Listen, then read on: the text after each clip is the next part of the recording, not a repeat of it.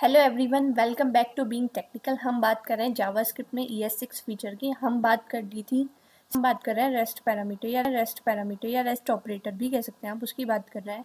दोनों में ही हमें क्या होता है, 3 डॉट्स का यूज़ करना पड़ता है। लेकिन जो आपका स्प्रेड ऑपरेटर था उसमें क्या कर रहे थे हम, spread out the elements in an array and the rest operator is to gather operators as some people calling it.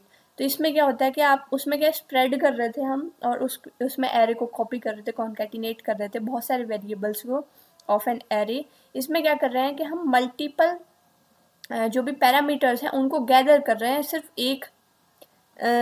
एक एलिमेंट में। जो भी मल्टीपल्स एलिमेंट हम पास करते हैं, ठीक है, उसको एक ही वेरिएबल में गेट करने के लिए हम इसका यूज़ करते हैं।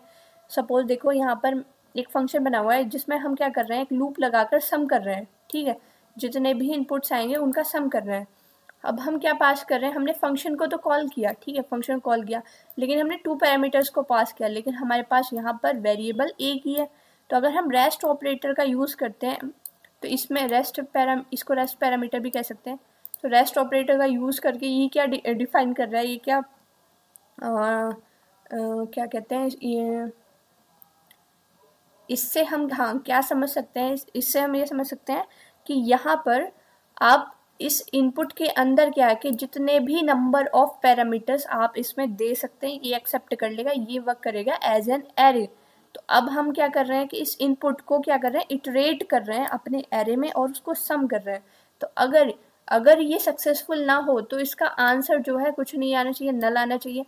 लेकिन अगर ये सक्सेसफुल है तो इसका आंसर क्या आना चाहिए, सम हो जाना चाहिए, और आना चाहिए 3। तो आपका आंसर 11 है, 3 आ रहा है। ऐसे ही हम देखते हैं मोर नंबर ऑफ एलिमेंट्स के, कितने एलिमेंट्स को गैदर कर सकता है, number of elements he gather कर सकता है, क्योंकि एज एन एरे यहाँ पर ये यूज़ हो रहा है।